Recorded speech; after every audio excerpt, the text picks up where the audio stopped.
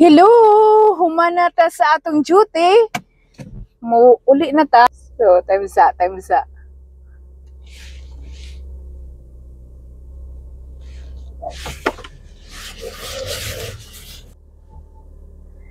Hello sa mga viewers, sa mga subscriber. Welcome back sa channel Pilipino Iris Maisug.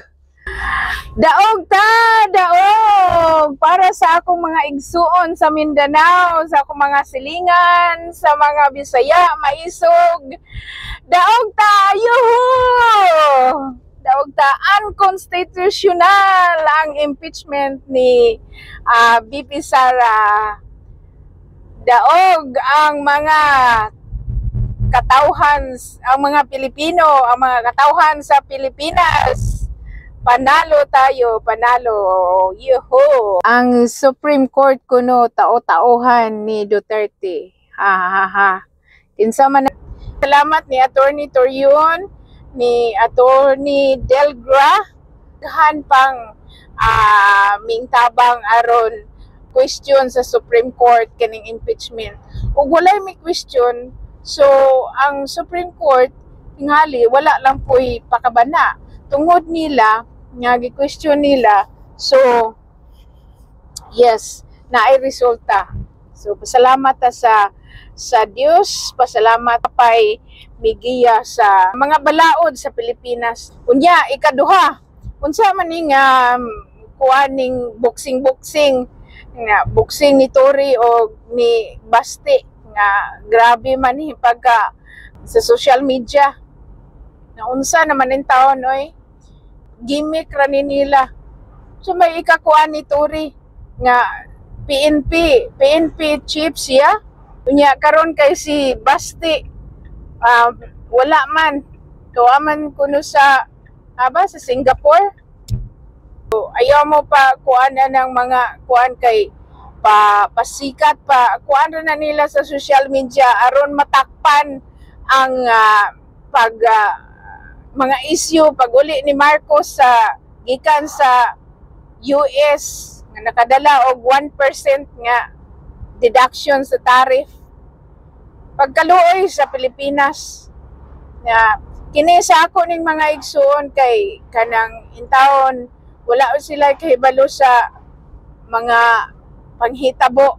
10% unya versus zero ang tariff sa mga produkto sa Amerika paingon sa Pilipinas. Unsaon naman pagkabuhian na sa kuan sa mga labi na sa mga farmer kung ang mga produktong pang-farmer sa Amerika ipadala diha sa Pilipinas unta sa mga chicken, sa mga pork.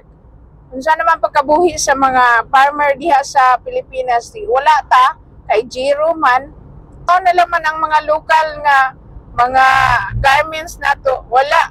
Mga shoes, mga bags, wala to nga pag-uli boxing ang gipa kuan sa mga katauhan ning paghuna-huna usaon pagsulbad sa problema. Magsulbad ba sa problema sa presyo sa mga palitonon kay kining kanunay ang bagyo? Wala. Ipakuha na lang ko do. Murag ipasitol daw ninyong kaugalingon nga magkanuno rag bagyo. So dili na ko na mo ang buot asa ako ni ha. Dili na mo magsigbagulbol nga wala na tabang ang gobyerno kay ang bagyo kuno narag yun na kanunay. Kuan pa isa pa ka dosina pabotong bagyo. Uy. Unsa istorya ni Sara? Nagpakunwari na lang na ang administration si Marcos nagpakunwari na lang na dili siya kahibalo kay dili man gid kahibalo kunwari ra. So again pasalamat nga si VP Sara dili ma-impeach hangtod sa sunod tuig February 6 ba kung mag-file na po sila impeachment ana pa nga panahon. Si Senator Marcolita ang kabalo siya nga mo nay maakuan o mo interview ng Supreme Court, pero kung ila pag yung gihapong impeachment hearing, kung ila pag yung ipadayon, gusto yun nilang mapapil, gusto yun nilang maybe ang uban gusto nilang mapakita nga okay sad sila, maayos sad sila sa balaod, atek ba kay mga politiko man. So ang ingon ni Marcolita, iya gihapong babagan, iya gihapong questionon, ang balikon gihapon niya og question ang the same as the Supreme Court may question sa ilang nganong ang impeachment ang number 4 mo inapadala sa Senado asa ang 1, 2, 3. Kini nga 20 kong senador, daghan nig trabahoon. So si Senator Bato nagpost in taon nga gigiyahan sa Holy Spirit ang Supreme Court, sama sa ingon nga giyahan siya sa Holy Spirit nga mi log motion na atong cancellation sa impeachment, atong pag last nila nga hearing, napadala ang impeachment nabalik sa Congress. So mauna ang naabot na ta mao karon boxing ni Koan ni Baste versus Tory aron matakpan ang pag-adto ni Marcos sa US nga nagasto pa niya 1% lang ang deduction sa tariff sa Filipino product nga ipadala sa Amerika. So 19%. Unya unsay nga nani ngano bang nakaistorya gud si Baste atong pagsuntukan na lang daw sila tungod sa kawalang hiyaan ni Tory nga basig ikinsa naman padala ni imong tatay dito sa Europe, sa dahig.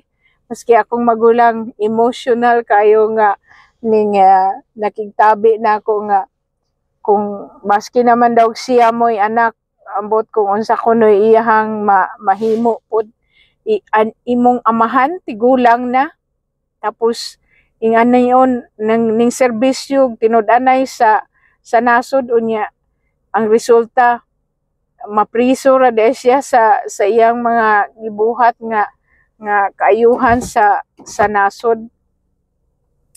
So yes, balik ta sa ato ang vlog, atong subaybayan kay layo-layo pa ang ato ang laban sa si BP Sara naa sa dahig, atong miyaging semana karon on the way na marag naa siya sa Korean karon ba 27 ba to, South Korea.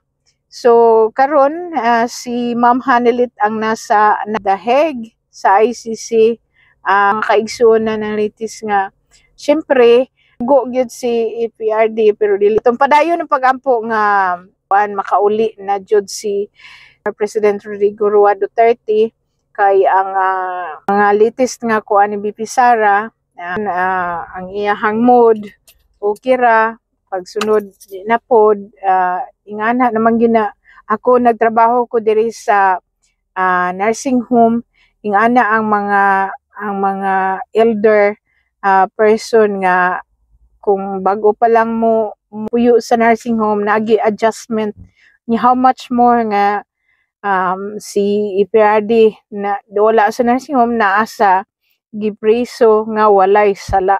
So mao na dili mag prayer magbasa tag Biblia kay naa sa Biblia masabot ta sa kinabuhi nato diri sa kalibutan. Og so see you next time. God bless og amping mong tanan. So I'm planning to change the name of my channel again.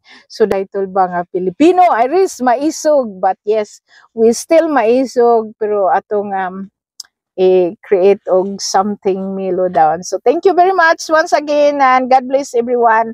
Marilyn here in Ireland. Bye!